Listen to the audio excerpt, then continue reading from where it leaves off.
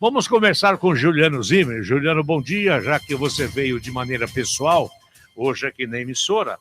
Qual é o assunto que chama a atenção da política nacional? Bom dia, Augusto Canário, bom dia, Márcio Rodrigues, bom dia a você que está acompanhando a Rádio Cultura nesse momento.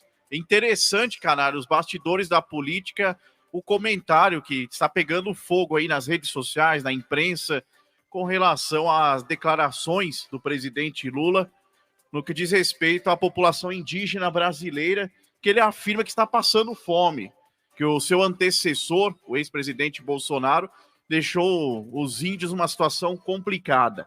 Inclusive, anunciaram aí a morte de uma criança de 4 anos, um indígena da tribo Yanomami, que essa tribo está sendo muito visada por pertencer ao território da floresta amazônica, e estrangeiros já estão de olho nessa reserva indígena, e aí a polêmica foi criada em torno desse assunto. Houve uma resposta do ex-presidente Bolsonaro. Agora é o seguinte, a mídia bate em cima da desnutrição dos índios Yanomamis, além de falar das mortes que vêm ocorrendo lá, porque o governo anterior deixou-os passando fome. Eles vivem numa região que pertence ao estado do Amazonas e Roraima.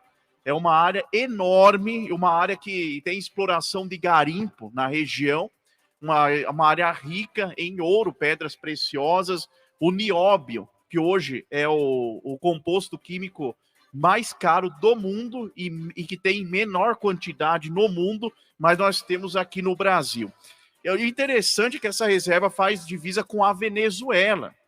E o presidente Lula esteve passeando pela região ali da Argentina, está em conversas com Nicolás Maduro, e aí existe um livro que já mostrava a preocupação com a tomada do território Yanomami por estrangeiros.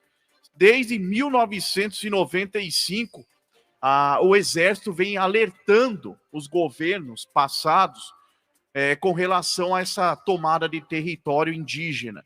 Aí expulsarem os índios da região, tomarem as nossas riquezas. O Amazonas, todo mundo sabe que é um laboratório natural também nas questões de plantas medicinais, né, insumos para a fabricação de medicamentos. E aí não querem deixar, o mais curioso, cara, não querem deixar os índios progredir na região, desenvolver a região amazônica, onde eles vivem, outras regiões onde tem reservas indígenas, por exemplo, para plantar. O índio moderno hoje, ele planta soja. Lógico, planta, colhe, sabe? Come e ele não também planta só para ele, não é cultura de subsistência, agricultura de subsistência. Ele agora, o índio é moderno, ele quer empréstimos para plantar soja, ele quer colocar maquinário em suas terras. E para você ter uma ideia, eles falam tanto de morte, de desnutrição na floresta amazônica e na tribo Yanomami. Eu trago alguns dados aqui para a gente fazer uma comparação. Em 2010, foram mortas 92 crianças de desnutrição no total no governo Dilma, na região indígena, nas reservas indígenas. E depois subiu para 99 crianças. Segundo publicação da revista Veja, citando a fonte, né, em 89, 1.600 Yanomamis morreram de malária. Uma coisa que eu acho esquisita, porque o índio conhece muito bem as doenças da sua região, eles têm tratamento para isso, eles têm proteção para isso, e divulgar essa nota querendo dizer que os índios morreram de doença e não de fome. Né? A verdade é que tem muita gente que acha que o índio ele é incapaz. Isso. Ao contrário. E aí é o seguinte, Canário, em 2003, 900 crianças com desnutrição, 2008, 2014, nos governos petistas anteriores, já subiu para 490, o número de crianças desnutridas nas reservas indígenas. E dizem que tem 20 mil índios no território do tamanho de Pernambuco, a reserva Yanomami. E é composta por 20 mil garimpeiros também, que brigam com os índios por disputa da terra, para o garimpo e o índio para a sobrevivência. Então aí quer dizer o seguinte, o governo anterior, trazendo em números, distribuiu 30 mil toneladas de alimentos e 1.300.000 cestas básicas para as comunidades indígenas, e isso tem como provar, você vai olhar no portal lá da FUNAI, por exemplo, você vai olhar também no Ministério das Cidades, Ministério do Desenvolvimento, os sites, e você vai encontrar. E aí, qual é o problema hoje das reservas indígenas? As ONGs. As ONGs que chegam nas reservas indígenas se apropriam do que é do índio, das reservas naturais indígenas, e desviaram, por exemplo, nos governos do PT, 33 milhões de reais de reservas indígenas. Teve uma CPI no Congresso Nacional no ano de 2006, logo após aquela CPI do dossiê que foi publicada aí, que foi feita no Congresso Nacional, foi feita uma CPI das ONGs. Essa CPI foi proposta pelo senador, na época, Heráclitos Fortes, do PFL. Ele era da turma do Fernando Henrique Cardoso, da base do governo Fernando Henrique, fazia oposição ao Lula em 2006.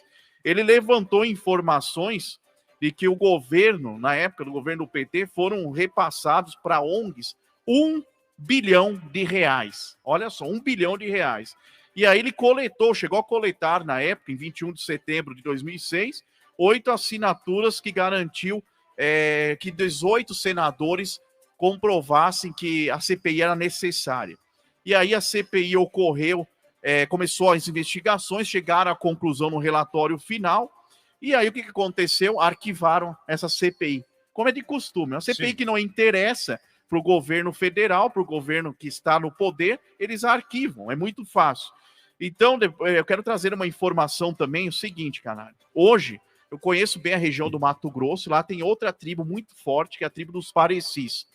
Essa tribo está localizada na região de Tangará da Serra, Brás Norte, Sapezal, toda aquela região matogrossense. Já estive numa tribo de índios Parecis, conheci índios Parecis, e eles plantam 10 mil hectares. 10 mil hectares de soja já estão plantando, numa área que tem 1.300.000 hectares. É pouco, pouquíssimo.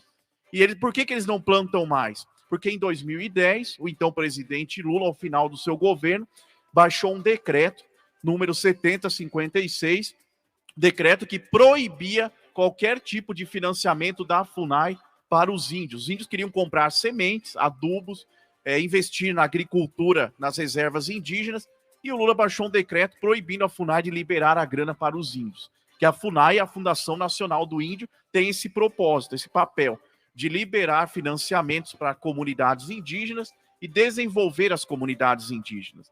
Então, no governo Collor, para você ter uma ideia, foram tirados 40 mil intrusos da reserva Yanomami. E aí, o que aconteceu? Houve mais ou menos aí 33 milhões, que eu falei que as ONGs pegaram das reservas indígenas, e os índios tiveram que ser aí reféns por muito tempo dessas ONGs. E aí de 2019, para fechar aqui, de 2019 a 2022, eles estão falando que não houve tratamento de saúde do SUS para os índios, o atual governo. Aí o ex-presidente Bolsonaro postou nas redes sociais um relatório mostrando que de 2019 a 2022 o Ministério da Saúde prestou mais de 53 milhões de atendimentos de atenção básica e saúde indígena pelo SUS. Então agora está essa briga, Canário. Por quê? Existem já países que querem vir para a reserva Yanomami, atrás do ouro, do nióbio, como eu disse, pedras preciosas, e eles querem comprar a reserva indígena a preço de banana para explorar a Amazônia. É uma forma de explorar a Amazônia. Nós já tivemos no governo anterior, né, a questão das críticas contra o governo anterior com relação à Amazônia. Né? Tivemos aí o presidente da França, o Emmanuel Macron, que fez duras críticas ao ex-presidente Bolsonaro sobre as reservas indígenas e a Amazônia. Então, o que acontece, Canário? Agora, o que tem que ser feito? Uma segurança reforçada nas terras indígenas. Com esse presidente que está aí, ficou fácil, porque ele está abrindo já a negociação com países vizinhos. A Venezuela faz divisa com a tribo Yanomamis, na região da Amazônia, Roraima, e eles podem tomar a qualquer momento a região. Esse é o grande perigo. Então precisa ser feito alguma coisa, o Congresso Nacional precisa acordar para isso, fazer alguma coisa para evitar que isso aconteça, porque nós podemos perder territórios para países estrangeiros. Já estão de olho. Então fica a dica aqui, estão voltando ao trabalho semana que vem, o Congresso Nacional volta às suas atividades, é um novo Congresso, é de cara nova, e espero que lutem pelo povo, pela população indígena, para não perdermos esses territórios e que invistam nos índios. Porque o índio moderno está rico e ele cuida da agricultura, cuida da terra e gera riqueza para o país. Alguns anos atrás, eu, quando apresentava o programa Cadeia 190 junto com o Ratinho Pai, eu recebi um telefonema de uma cidade ao lado de Dourados, no Mato Grosso, para que eu fizesse uma matéria lá. Eu cobrei a matéria, sim, porque a gente era independente, né? Eu cobrei pela matéria e fui até lá. Levei um amigo meu aqui de Curitiba, fomos até lá, mas porque queriam tomar a terra dos brancos para entregar para os índios. Só que o que estava acontecendo ali é que o presidente Getúlio Vargas deu a documentação favorecendo as pessoas, né? Que não são índios, e tiveram lá. Mas o que acontece? Eles queriam tomar as terras porque são altamente produtivas, né? E eu fui lá fazer a matéria. Estão querendo rasgar as escrituras, né, da atuação de terras, né, da divisão de terras, né? E fiz a matéria e não aconteceu, sabe? Não aconteceu. Mas o que é que os que não são indígenas queriam? Aquele pessoal que mora por ali, tá, aquela coisa toda, bom, vamos brigar para que os índios assumam as suas terras novamente, né? Mas tinha gente lá com 40, 50, 60 anos já habitando, né? Aí eles queriam depois chegar para cada índio, dar R$100 para cada um, como se fosse um aluguel pela terra, né? E o índio, né, sem trabalhar, ganhando um dinheirinho lá, aquela coisa toda, mas não foi possível, porque a matéria que a gente fez chocou Brasília, porque nós falávamos aqui para o Brasil, né, através da CNT, e o Ratinho apresentando o programa, ele apresentou a matéria que eu fui lá fazer, entendeu? Então, não permitiram que tal fato acontecesse. Então, é assim que funciona. Lamentavelmente, a maldade é de todos os lados. Agora, o índio está mais inteligente que o próprio cidadão comum, né? O indígena, rapaz, para com essa história. Ele é sábio e ele não está passando fome, não é mentira. Não tem essa história de passar fome. Então, por isso que eu falo, Canário, então essa imprensa que está aí mente, não traz dados informativos corretos. E um detalhe, o índio evoluiu nos últimos anos a tal ponto que agora eles comem a mesma comida que o branco, eles têm o seu carro, eles têm as suas casas, têm suas terrinhas que eles plantam. Tem os seus telefones, tem os seus computadores. Isso, estão inseridos no meio tecnológico também. E o que o governo de esquerda sempre quis? Que o índio dance a dança da chuva, pesque e caça com arco e flecha. Sim. Essa é a proposta da esquerda para os índios. E não, e o governo de direita mostra o contrário. Ele quer que o índio seja inserido na sociedade. E nós estamos cercados, Canário, por país de esquerda. O Brasil está cercado por países da América do Sul de esquerda. Só temos 3 países hoje da América do Sul que são de direita, né? Uruguai, Paraguai e era o Brasil. Agora é de esquerda o Brasil. Então ficaram 2. Todos os países que estão ao entorno das reservas indígenas brasileiras, que estão fazendo fronteira com a nossa reserva indígena, são de esquerda. Todos eles estão de olho nas nossas riquezas naturais. Sem dúvida nenhuma. E eu quero aqui também reforçar, aqui, mandar um abraço para o José Carlos Bernardi, né, o jornalista José Carlos Bernardi, que é do programa Pingo nos Is da Jovem Pan. Ele, juntamente com o jornalista Oswaldo Eustáquio, estavam falando sobre essa questão ontem. Eu acompanhei no canal Bernardi TV e eu achei muito interessante, né, eles trazendo números, porque o jornalista Oswaldo Eustáquio também é esposo de uma indígena, né? A esposa dele ele é de Curitiba, foi da Gazeta do Povo também, é de uma etnia. E ele estava trazendo com muita propriedade os assuntos sobre a questão política indígena no Brasil. Achei muito interessante.